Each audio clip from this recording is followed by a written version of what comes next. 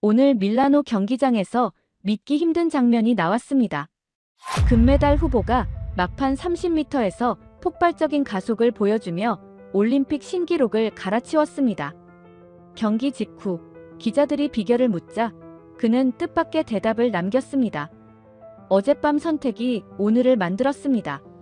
그런데 이상한 일이 계속 벌어졌습니다.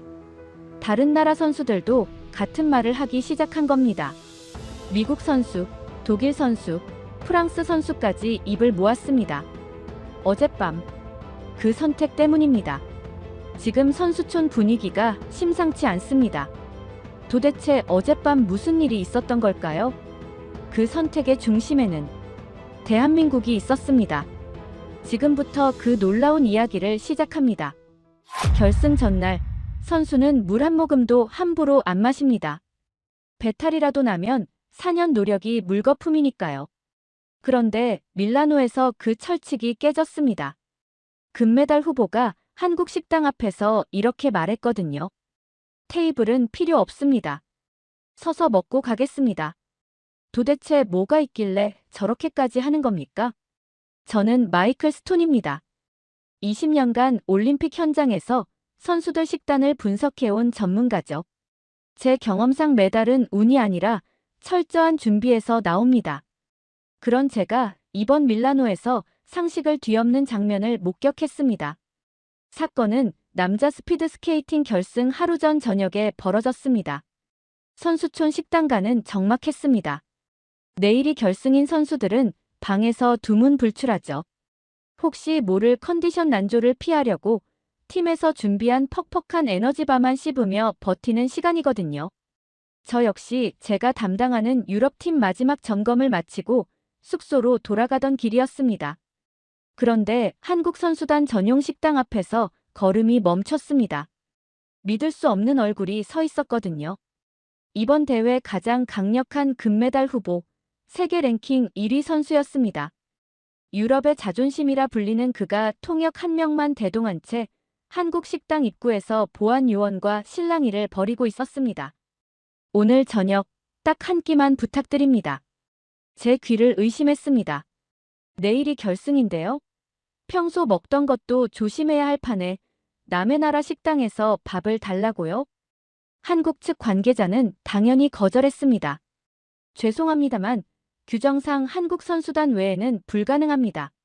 식자재도 선수 인원에 맞춰져 있어서 여유가 없고요. 올림픽은 전쟁터입니다. 적군에게 식량을 나눠주는 군대는 없죠. 게다가 외부 음식 먹고 탈이라도 나면 그 책임을 누가 집니까? 보통 선수라면 여기서 포기했을 겁니다.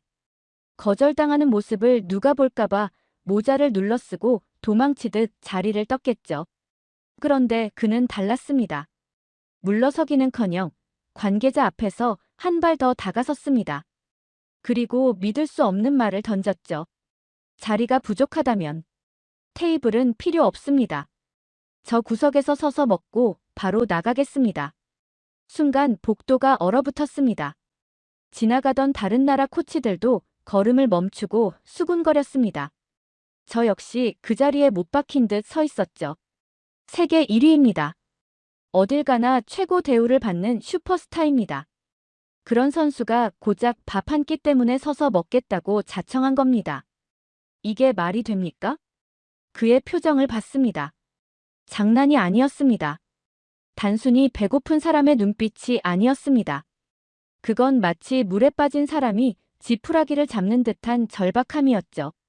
반드시 저걸 먹어야만 내일 이길 수 있다. 그의 눈은 그렇게 말하고 있었습니다. 한국 관계자는 당황했습니다. 주변을 둘러보더니 조용히 말했습니다. 일단 안으로 들어오시죠. 이렇게 밖에 계시면 곤란합니다. 선수의 얼굴에 안도감이 스쳤습니다. 고개를 깊이 숙이고 안으로 들어갔죠. 저는 그 광경을 멍하니 바라봤습니다. 제가 그동안 본 선수들 중에 저런 선수는 처음이었습니다. 결승 전날 자신의 완벽한 루틴을 깨고 자존심도 편안함도 다 버리고 남의 나라 식당에 매달린 선수는 단 한 명도 없었거든요. 도대체 한국 선수단 식당 안에는 무엇이 있는 겁니까? 그냥 김치, 된장찌개, 불고기 그런 거 아닙니까? 영양학적으로 특별할 게 뭐가 있습니까? 아니었습니다. 뭔가 완전히 다른 게 분명했습니다. 그때 직감했습니다. 이번 올림픽의 진짜 승부는 차가운 빙판 위가 아니라 김이 모락모락 나는 저 식당 안에서 벌어지고 있다는 걸 말입니다. 저는 결심했습니다. 이 이해할 수 없는 현상의 원인을 반드시 찾아내겠다고요. 다음 날 아침, 선수촌에 소문이 돌기 시작했습니다. 어제 유럽 1위 선수가 한국 식당에 들어갔대. 결승 전날에. 응. 직접 부탁해서 들어갔다던데. 사람들은 수군거렸습니다. 미쳤나? 하는 사람도 있었고, 한국 음식이 뭐길래? 하며 궁금해하는 사람도 있었습니다. 저 역시 궁금했습니다.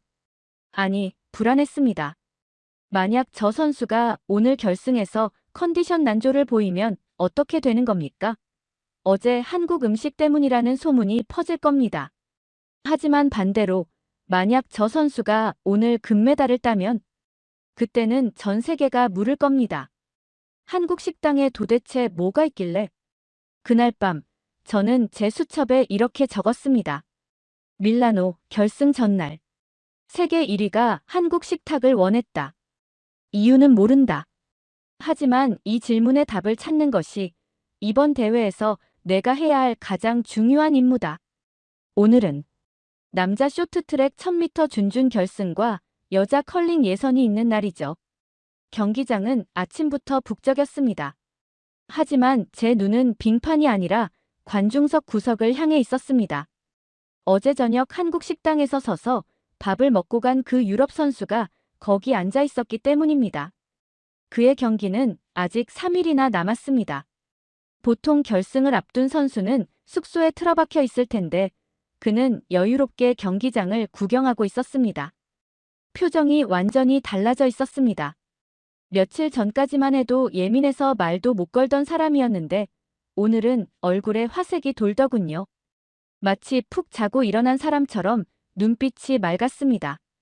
어제 그 한 끼가 도대체 뭐였길래 사람이 하루아침에 저렇게 바뀐 겁니까? 선수촌에는 벌써 소문이 돌기 시작했습니다. 발 없는 말이 천리를 간다고 하죠. 유럽 1위가 자존심 버리고 한국 밥을 얻어먹었다는 이야기는 삽시간에 퍼졌습니다. 외국 선수들이 스마트폰을 보며 수군거리는 게 보였습니다. 인터넷에서도 한국 선수단 식단이라는 검색어가 오르내리고 식판 사진 한 장 구하려고 난리가 났더군요. 저는 영양 전문가로서 자존심이 상했습니다. 고작 밥 한 끼입니다. 탄수화물, 단백질, 지방. 전 세계 어디나 똑같은 영양소 아닙니까? 오후에 한국 선수단 식당 앞을 지나가는데 기가 막힌 장면을 목격했습니다. 식당 문 앞에 외국 코치 서너 명이 서성이고 있었습니다. 마치 맛집줄을 서듯이 말입니다. 그 중에는 제가 아는 미국팀 코치도 있었습니다. 그는 한국 스태프를 붙잡고 사정하고 있었습니다. 밥을 달라는 게 아니었습니다. 오늘 저녁 메뉴가 뭔지 좀 알려달라는 거였죠. 흉내라도 내보고 싶었던 겁니다. 그런데 돌아온 대답이 충격적이었습니다. 메뉴판이 없습니다. 그날 선수 컨디션에 따라 바뀝니다. 미국 코치는 입을 다물지 못했습니다. 저 역시 뒤통수를 한 대 맞은 기분이었습니다. 이건 식당이 아닙니다. 병원이고 과학실입니다. 우리는 기껏해야 칼로리나 계산하고 있을 때 한국은 선수 뱃속 사정까지 들여다보고 밥을 짓고 있었던 겁니다. 그때 식당 문이 열리고 고소한 냄새가 풍겨 나왔습니다. 훈련을 마치고 돌아온 한국 쇼트트랙 선수들이 우르르 들어갔습니다. 지쳐서 축 늘어져 있던 선수들이 밥 냄새를 맡자마자 얼굴이 밝아지더군요. 그 모습을 지켜보던 외국 선수들의 눈빛을 저는 봤습니다. 명백한 부러움이었습니다. 금메달을 부러워하는 게 아니었습니다. 저 따뜻한 밥상, 나를 위해 준비된 저 정성을 부러워하고 있었습니다. 저녁 무렵 더 결정적인 장면을 봤습니다. 한국 식당 문이 열리더니 하얀 위생복을 입은 중년의 조리사 한 분이 나왔습니다. 밖에서 기웃거리던 외국 선수 한 명을 손짓으로 불렀습니다. 조리사는 작은 용기 하나를 건넸습니다. 정식 식사는 아니었습니다. 주먹만한 크기의 무언가였죠. 선수는 두 손으로 받아들었습니다. 마치 귀한 선물이라도 받은 것처럼 깊게 고개를 숙였습니다. 조리사는 아무 말 없이 미소만 짓고 다시 들어갔습니다. 선수는 그 자리에서 한 입 먹더니 눈을 감았습니다. 배고픔을 해결한 얼굴이 아니었습니다. 위로받은 얼굴이었습니다. 저는 그때 깨달았습니다. 한국은 음식을 주는 게 아니었습니다. 뭔가 다른 걸 주고 있었습니다. 그날 밤 각국 영양팀 모임에서도 한국 식단 이야기가 나왔습니다. 분위기가 묘했습니다. 한국만 저런 시스템을 갖춘 게 공정하냐는 볼멘 소리까지 나왔습니다. 저는 가만히 듣고만 있었습니다. 솔직히 말하면 저도 불편했습니다. 제가 20년간 쌓아온 영양학 지식으로는 설명이 안 되는 상황이었거든요. 숙소로 돌아가는 길, 다시 한국 식당 앞을 지나갔습니다. 불이 켜져 있었습니다. 새벽 준비가 시작된 모양이었죠. 창문 너머로 조리사들이 무언가를 꼼꼼히 체크하는 모습이 보였습니다. 저는 확인해야겠습니다. 밖에서 냄새만 맡아서는 안 되겠습니다. 저 안에서 도대체 무슨 일이 벌어지고 있는지 제 두 눈으로 똑똑히 봐야겠습니다. 한국의 식탁. 그 위에 올라온 것이 단순한 음식이 아니라는 확신이 들기 시작했습니다. 다음 날 아침, 저는 결심했습니다. 더 이상 밖에서 기웃거릴 수는 없겠다고요. 직접 들어가서 확인해야겠습니다. 제 주머니에는 IOC 자문위원 출입증이 있었습니다. 오전 10시쯤 한국 선수단 식당 문 앞에 섰습니다. IOC 자문위원입니다. 각국 식단 점검 차원에서 잠깐 둘러봐도 되겠습니까? 예상외로 쉽게 허락이 떨어졌습니다. 숨길 게 없다는 자신감처럼 보였죠. 문을 열고 들어서는 순간 제가 기대했던 풍경과 완전히 달랐습니다. 저는 첨단 시설을 예상했습니다. 디지털 화면에 영양 수치가 뜨고 정밀한 저울로 음식을 재는 그런 모습 말입니다. 실제로 우리 유럽팀도 그렇거든요. 그런데 이곳은 보통 집 주방 같은 분위기였습니다. 벽면에 화이트보드가 걸려 있었는데 거기 적힌 내용이 제 눈을 사로잡았습니다. 우리 팀 식당 화이트보드에는 이런 게 적혀 있습니다. 선수 A 닭가슴살 2조각, 빵 4개. 선수 B 경기 3시간 전 에너지바. 음식 양과 시간이었습니다. 그런데 한국 화이트보드에는 이런 게 적혀 있었습니다. 대헌 어제 실수로 의기소침. 좋아하는 매운 거로 기분 전환. 민정 마이너스 부모님 못 오셔서 우울함. 집에서 해주던 따뜻한 국. 준호 마이너스 마지막 올림픽이라 긴장. 소화 잘 되는 음식으로. 숫자가 아니라 마음이었습니다. 저는 그 자리에 멈춰 섰습니다.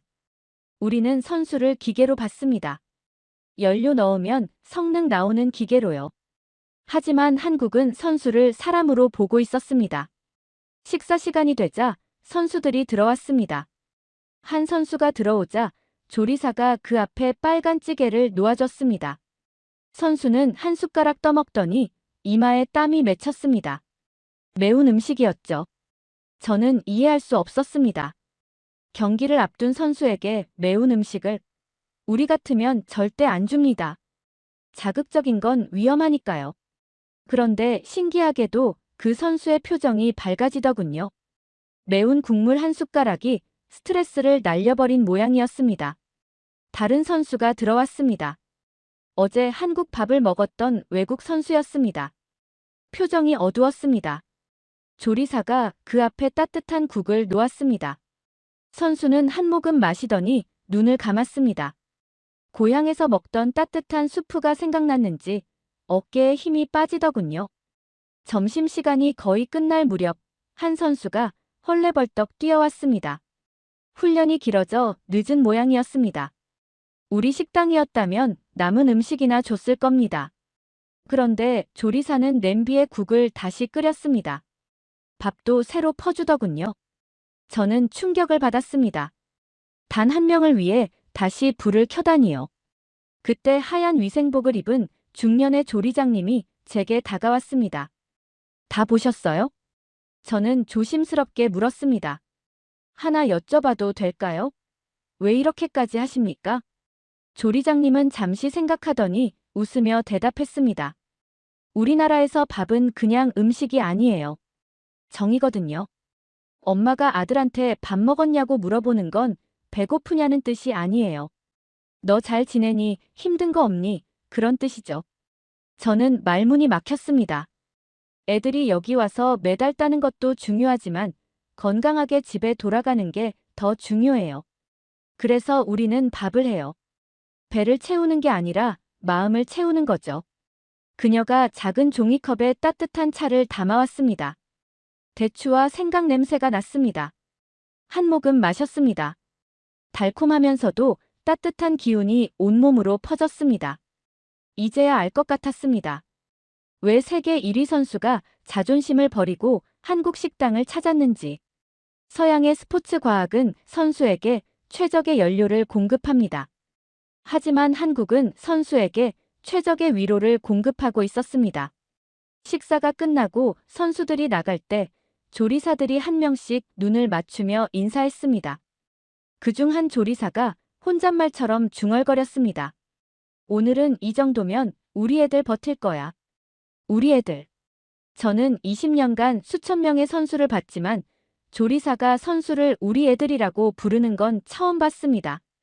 식당을 나오는데 입구에 또 외국 선수들이 모여 있었습니다.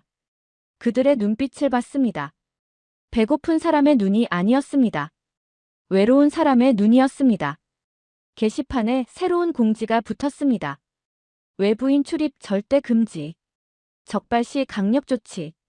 한국이 문을 걸어 잠그기 시작했습니다. 하지만 이미 늦었습니다. 세계가 한국 음식을 원하는 게 아니었습니다. 세계가 한국의 정을 원하고 있었습니다. 밥 한 끼에 담긴 마음. 그걸 데이터로 만들 수는 없었습니다. 저는 직감했습니다. 내일쯤이면 더 큰 일이 벌어질 거라고 말입니다. 다음 날 아침, 선수촌 분위기가 심상치 않았습니다. 한국 식당 앞 외부인 출입 금지 공지 때문이었습니다. 그런데 이상했습니다. 보통 이런 공지가 붙으면 사람들이 돌아가야 하는데 오히려 더 많은 외국 선수들이 몰려들었습니다. 아침 10시부터 서너 명이 서성이더니 점심시간엔 20명이 넘었습니다. 마치 시위하듯 한국 식당 앞에 진을 치고 있었습니다. 며칠 뒤 결승을 앞둔 선수들까지 적이 있었습니다. 훈련에 집중해야 할 시간인데 왜 저러고 있는 걸까요? 오후 2시 각국 영양팀 긴급회의가 소집됐습니다. 분위기가 살벌했습니다. 유럽팀 대표가 책상을 치며 말했습니다. 한국 식당 운영을 중단시키십시오. 이건 명백한 불공정입니다. 회의실이 술렁였습니다. 특정 국가만 심리 안정 프로그램을 운영하는 건 형평성에 어긋납니다. 이건 심리적 도핑이나 다름없습니다. 심리적 도핑. 무서운 말이 나왔습니다. 미국 팀 대표가 거들었습니다.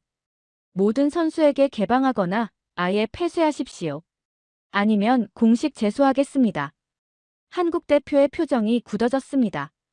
이건 협박이었습니다. 저는 고민에 빠졌습니다. 전문가로서는 형평성 문제를 무시할 수 없었습니다. 하지만 인간으로서는 한국이 틀렸다고 말할 수 없었습니다. 밥 잘해주는 게 죄는 아니니까요.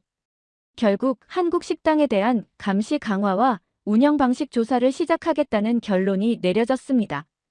회의가 끝나고 복도에서 한국 조리장님을 마주쳤습니다. 조리장님, 상황이 안 좋습니다.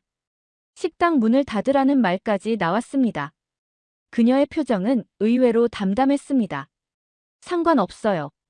와서 보라고 하세요. 우리는 밥에 약 안 타요. 정성을 타지. 그 말에 저는 뒤통수를 맞은 기분이었습니다. 그리고요, 문 잠가봐야 소용없을 거예요. 밥 냄새는 문틈으로도 새어나가거든요. 그녀의 말은 예언이었습니다. 그날 저녁, 정말 기가 막힌 일이 벌어졌습니다. 식당 문은 굳게 잠겼고 보안 요원까지 배치됐습니다. 그런데 식당 뒤편 주차장에서 웅성거리는 소리가 들렸습니다. 가보니 놀라운 장면이 펼쳐져 있었습니다. 퇴근하는 한국 조리사들을 외국 선수들이 기다리고 있었습니다. 밥을 달라는 게 아니었습니다. 한 선수가 조리사에게 다가가 어색한 한국말로 말했습니다. 저, 내일 경기예요. 무서워요. 조리사는 잠시 당황하더니 환하게 웃으며 그 큰 덩치의 선수 어깨를 두드려줬습니다. 그래, 고생했다. 내일 잘해라. 선수는 울컥했는지 눈시울이 붉어졌습니다. 옆에 있던 다른 선수도 다가왔습니다. 조리사는 그 선수 등도 토닥토닥 두드려줬습니다. 주차장은 순식간에 위로의 장소가 됐습니다. 밥을 못 먹으니 밥을 만든 사람의 온기라도 느끼고 싶었던 겁니다. 저는 멀리서 그 모습을 보며 전율을 느꼈습니다. 이건 식단 문제가 아니었습니다. 이 선수들은 외로웠던 겁니다. 성적 압박, 메달 집착, 차가운 경쟁. 그 속에서 누구도 자신을 따뜻하게 대해주지 않았습니다. 오직 한국 조리사들만이 그들을 사람으로 대해줬던 거죠. 회의실에서 떠들던 형평성이니 공정이니 하는 말들이 얼마나 허무한지 깨달았습니다. 규정으로 밥은 막을 수 있어도 마음은 막을 수 없었습니다. 제 옆에 서 있던 미국팀 코치가 중얼거렸습니다. 우리가 졌네. 우리는 최고급 스테이크를 줬지만 저걸 못 줬어. 따뜻한 말이야. 그날 밤 저는 잠을 이룰 수 없었습니다. 제 수첩에 적힌 영양 수치들이 초라해 보였습니다. 칼로리, 단백질, 탄수화물. 숫자로 가득한 페이지들이었습니다. 그 옆에 새로 쓰기 시작한 메모가 있었습니다. 실수한 선수에게 매운 찌개, 외로운 선수에게 따뜻한 국물. 무서운 선수에게 따뜻한 등 두드림. 한쪽에는 숫자가, 다른 한쪽에는 마음이 적혀 있었습니다. 저는 20년간 선수의 몸만 봤습니다. 근육과 체력만 계산했습니다. 그런데 한국은 몸과 함께 마음을 보고 있었습니다. 다음 날은 드디어 스피드 스케이팅 결승전입니다. 한국 밥을 먹고 한국 조리사의 격려를 받은 그 유럽 선수가 출전합니다. 만약 그가 금메달을 딴다면 그때는 정말 전 세계가 뒤집어질 겁니다. 한국의 정이 올림픽을 바꾸는 순간을 목격하게 될지도 모릅니다. 새벽 3시, 제 방문을 누가 두드렸습니다. 문을 열어보니 한국 조리장님이 서 있었습니다. 선생님, 부탁이 하나 있습니다. 그녀의 손에는 작은 보온병이 들려 있었습니다. 그녀의 눈빛이 심상치 않았습니다. 뭔가 큰일이 벌어질 것 같은 예감이 들었습니다. 조리장님이 제 손에 작은 보온병을 쥐어줬습니다. 어제 주차장에서 떨던 그 선수를 위한 수정과라고 했습니다. 저는 망설였습니다. IOC 자문위원이 특정 국가와 연관되는 건 위험한 일입니다. 어제 회의에서는 심리적 도핑이라는 거친 말까지 나왔습니다. 그런데 조리장님이 한 말이 제 마음을 흔들었습니다. 그냥 따뜻한 물이라고, 어미가 자식 걱정하는 마음이라고 생각해달라고 했습니다. 어미 마음. 그 한마디에 제 20년 원칙이 무너졌습니다. 오전 9시 선수 라운지에서 그 유럽 선수를 찾았습니다. 구석에 앉아 손을 떨고 있었습니다. 세계 랭킹 1위라는 타이틀이 무색할 만큼 긴장한 모습이었습니다. 저는 조용히 다가가 보온병을 건넸습니다. 한국 조리장이 준비했다고만 말했습니다. 선수는 뚜껑을 열고 달콤한 향을 맡더니 한 모금 마셨습니다. 눈을 감고 깊게 숨을 내쉬었습니다. 어깨의 긴장이 조금씩 풀리는 게 보였습니다. 하지만 저는 불안했습니다. 만약 그가 오늘 실패한다면 한국 조리장님은 어떻게 될까요? 규정 위반 도움을 준 제 입장은 또 어떻게 될까요? 무엇보다 두려운 건 한국의 정이 실패했다는 소리를 듣게 될까 봐였습니다. 오전 11시 드디어 스피드 스케이팅 500m 결승전이 시작됐습니다. 관중석은 숨막히는 긴장감으로 가득했습니다. 저는 맨 앞줄에서 그를 지켜봤습니다. 손에 땀이 흥건히 젖었습니다.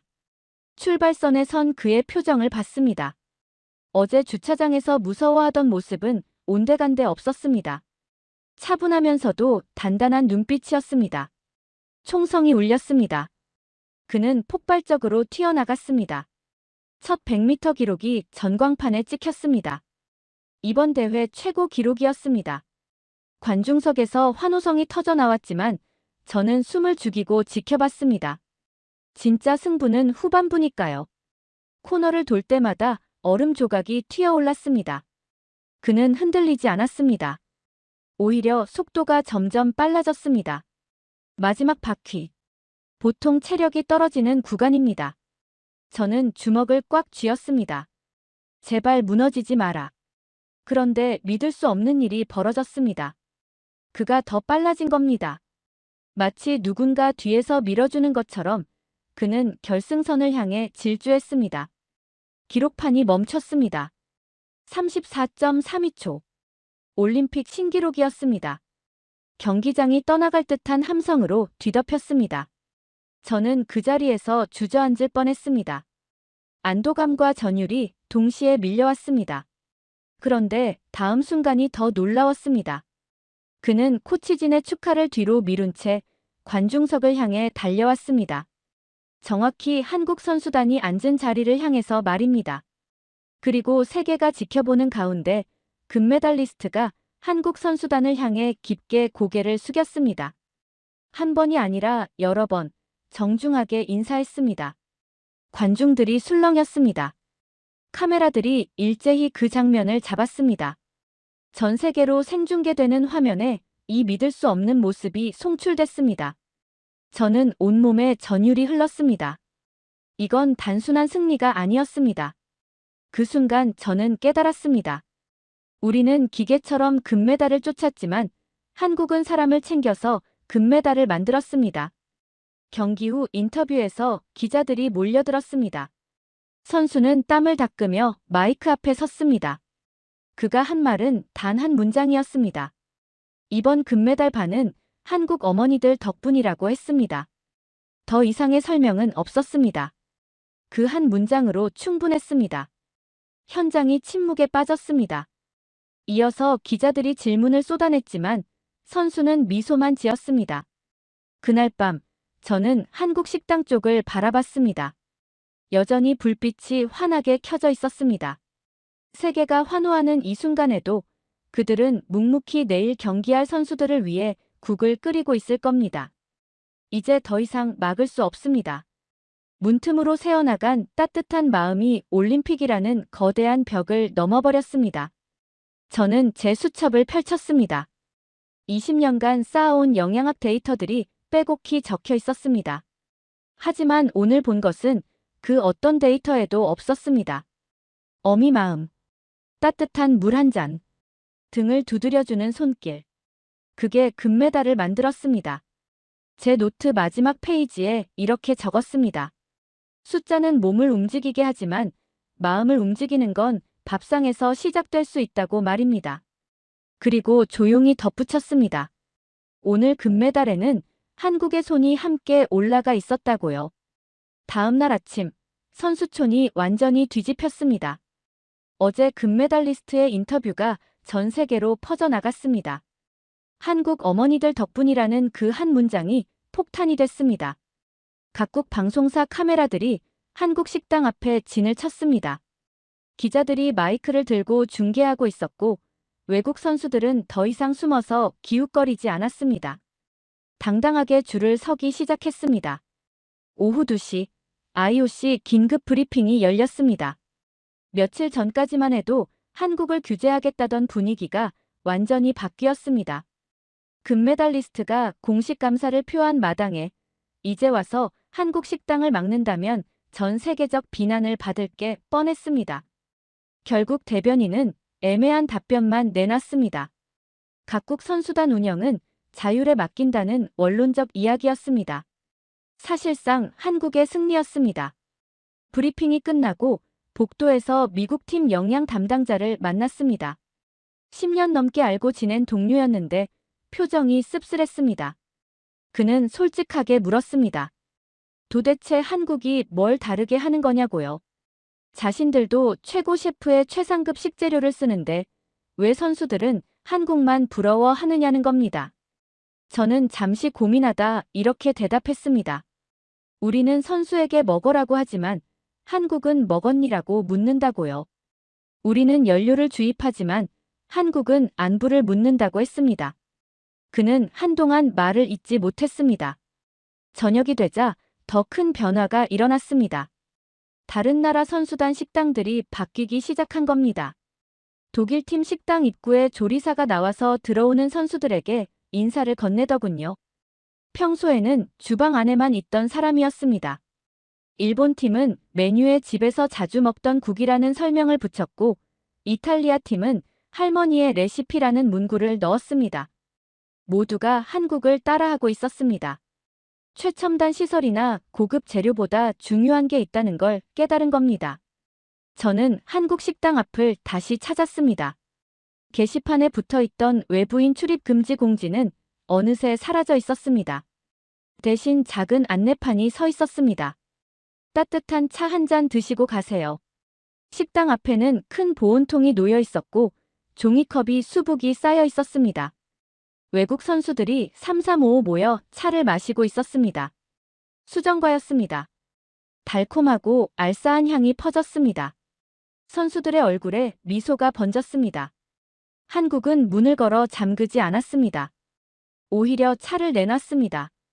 밥은 규정 때문에 못 줘도 마음은 나누겠다는 뜻이었습니다. 그때 놀라운 일이 벌어졌습니다. 어제 그 금메달리스트가 다시 나타났습니다. 혼자가 아니었습니다. 자국 선수 10명을 데리고 왔습니다. 그는 한국 조리장님을 찾았습니다. 우리 선수들에게도 알려달라고 어떻게 마음을 담는지 배우고 싶다고 했습니다.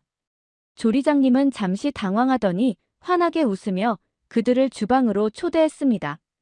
한국 선수단 주방에서 믿을 수 없는 풍경이 펼쳐졌습니다.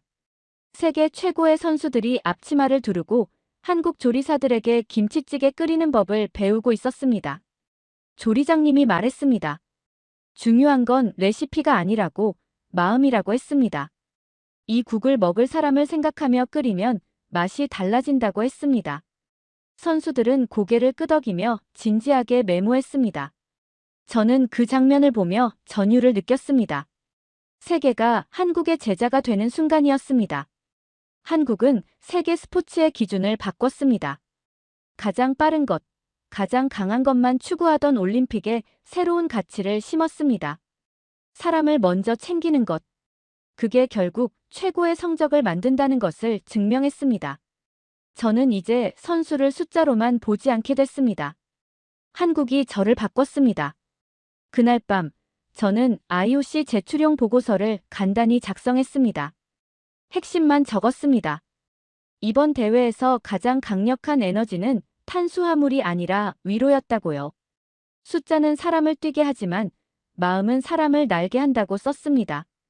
창밖을 보니 한국 식당 불이 여전히 켜져 있었습니다. 그 불빛이 유난히 따뜻해 보였습니다. 그 불빛이 이제 전 세계로 퍼져나갈 겁니다. 한국은 음식으로 배를 채운 게 아니라 정으로 마음을 채웠습니다. 그리고 그 마음이 금메달보다 값진 것을 세상에 보여줬습니다. 올림픽이 끝나도 이 따뜻함은 계속될 겁니다.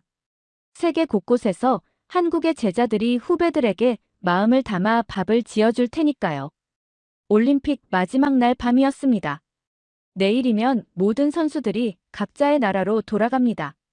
선수촌 곳곳에서 짐을 싸는 소리와 작별 인사가 들려왔습니다.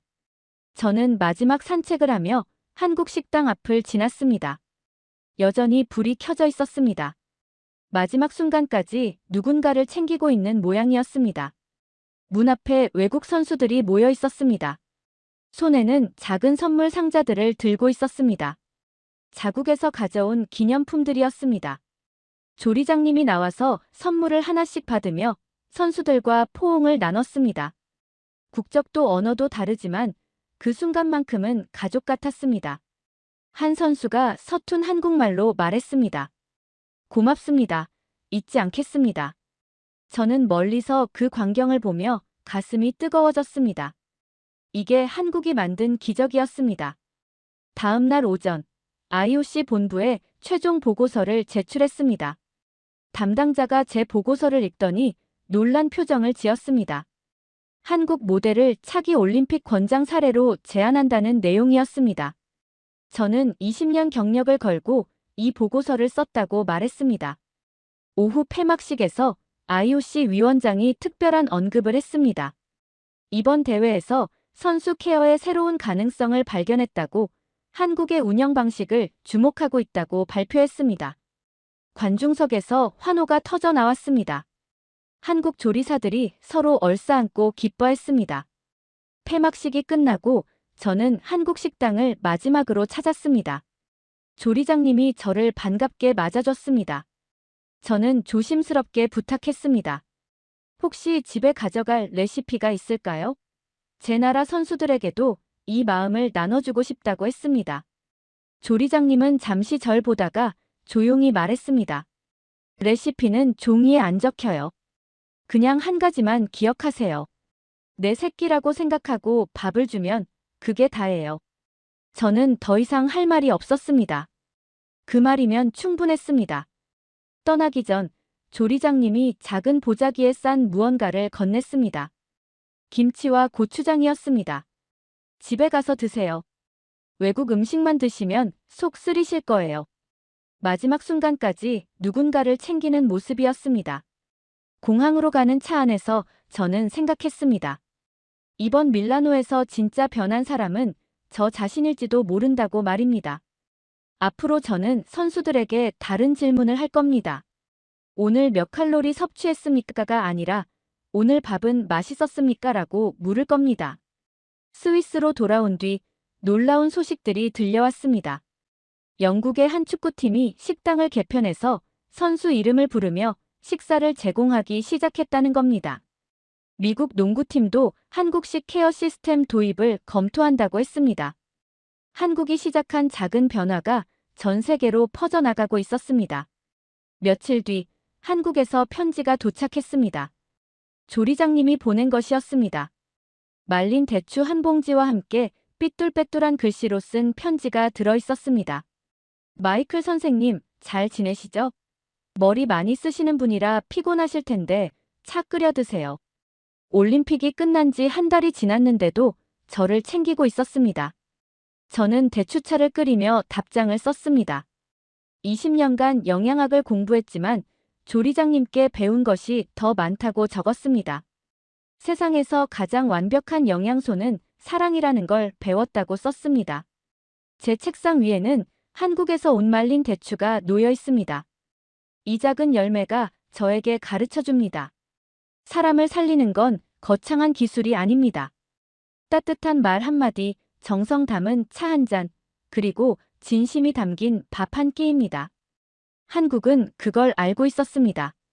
그리고 이제 전 세계가 그걸 배우기 시작했습니다. 저는 확신합니다. 앞으로 올림픽은 달라질 겁니다. 단순히 기록만 추구하는 차가운 경쟁이 아니라 서로를 위로하고 격려하는 따뜻한 축제가 될 겁니다. 그 변화의 중심에는 한국의 따뜻한 밥상이 있었습니다. 올림픽 마지막 날 아침이었습니다. 2주간의 대회가 오늘 폐막식으로 끝납니다. 선수촌 곳곳에서 짐 싸는 소리가 들렸지만 한 곳만은 여전히 분주했습니다. 한국 식당이었습니다. 마지막으로 그곳을 찾았습니다. 입구에는 각국 선수들이 줄을 서 있었습니다. 이번엔 몰래가 아니었습니다. 정식으로 작별 인사를 하러 온 얼굴들이었습니다. 다른 나라 식당들을 둘러봤습니다. 미국 팀 식당 입구에는 작은 칠판이 세워져 있었습니다. 오늘의 메뉴가 아니라 짧은 문장이 적혀 있었습니다. 잘 먹자, 수고했다. 독일 팀은 선수 이름을 부르며 식판을 건네고 있었습니다. 이탈리아 팀은 할머니 레시피라는 설명을 붙여놨습니다. 불과 2주 전에는 볼 수 없던 풍경이었습니다. 모두가 한국을 따라하고 있었습니다. 한국 식당으로 돌아왔습니다. 외국 선수들이 각자 자국 기념품과 작은 편지를 건네고 있었습니다. 한 선수는 서툰 한국말로 고맙다고 했습니다. 집 같았다고, 그래서 버틸 수 있었다고 말했습니다. 조리장님은 그 큰 선수를 꼭 안아줬습니다. 마치 진짜 아들을 보내는 어머니처럼 등을 천천히 두드렸습니다.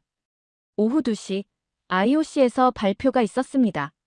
한국 선수단의 정서 케어 식단 모델을 차기 올림픽 권장 사항으로 삼겠다고 밝혔습니다. 한국이 세계 스포츠의 기준을 바꾼 순간이었습니다. 저녁 8시 폐막식이 시작됐습니다. 특별 순서에서 IOC 위원장은 이번 대회에서 경쟁 못지않게 중요한 가치를 보았다고 말했습니다. 서로를 향한 배려, 함께 버티게 하는 힘을 확인했다고 했습니다. 그리고 한국 조리팀을 무대로 불렀습니다. 소박한 한복 차림의 조리사들이 환한 조명 아래에 섰습니다. 평생 주방 뒤편에 있던 손들이 처음으로 세계의 박수를 받는 순간이었습니다. 조리장님은 짧게 말했습니다. 저희는 그냥 밥을 했을 뿐입니다. 애들 잘 먹이고 싶어서요. 통역이 그 말을 전하자 경기장에서는 다시 박수가 터졌습니다. 폐막식이 끝난 뒤 저는 한국 식당을 마지막으로 찾았습니다. 조리장님이 작은 보자기를 내밀었습니다. 김치와 고추장, 말린 대추가 들어있었습니다. 집에 가서 속 쓰리지 말라고 차 끓여 마시라고 했습니다. 저는 그 손을 꽉 잡았습니다. 20년간 영양학을 공부했지만 이번에 더 큰 걸 배웠습니다. 세상에서 가장 완벽한 영양소는 사랑이라는 것을요. 며칠 뒤 다른 나라 팀들이 식당 운영 방식을 바꾼다는 소식이 들려왔습니다. 선수 이름을 불러주고 힘든 날엔 따뜻한 국을 더 떠주는 문화가 하나둘 생겨나고 있었습니다. 제 책상 위에는 한국에서 가져온 말린 대추가 놓여 있습니다. 그 작은 열매를 볼 때마다 저는 떠올립니다. 세상에서 가장 강한 에너지는 사람이 사람을 향해 내미는 따뜻한 손길이라는 걸요. 한국은 그걸 밥상 위에 올려놓았습니다. 그리고 올림픽이라는 무대에서 조용히 보여줬습니다. 이번 밀라노 올림픽은 끝났지만 한국이 시작한 이 변화는 이제 막 출발선에 섰을 뿐입니다. 세계 곳곳에서 누군가는 오늘도 선수에게 안부를 묻고 이름을 불러주고 따뜻한 밥 한 끼를 내어놓고 있을 겁니다. 그 모든 순간 뒤에 한국의 밥상이 있습니다. 2026년 밀라노 동계올림픽이 막을 내렸습니다. 세계는 한국을 기억할 것입니다. 가장 빠른 기록도, 가장 많은 메달도 아닌 가장 따뜻한 밥상으로 말입니다. 고작 밥 한 끼였습니다. 하지만 그 밥 한 끼에 담긴 정성이 올림픽을 바꿨습니다. 어미가 자식 걱정하는 마음. 그 마음이 국경을 넘고 언어를 넘고 문화를 넘어 전 세계를 움직였습니다. 한국은 증명했습니다. 가장 강한 것은 힘이 아니라 마음이라는 것을. 가장 빠른 것은 기술이 아니라 정성이라는 것을. 이것이 진정한 자랑입니다. 뽐내지 않아도 세계가 따라하는 것. 자랑하지 않아도 세계가 인정하는 것. 한국의 어머니들이 그걸 해냈습니다. 끝까지 함께 해주셔서 감사합니다. 따뜻한 하루 되세요.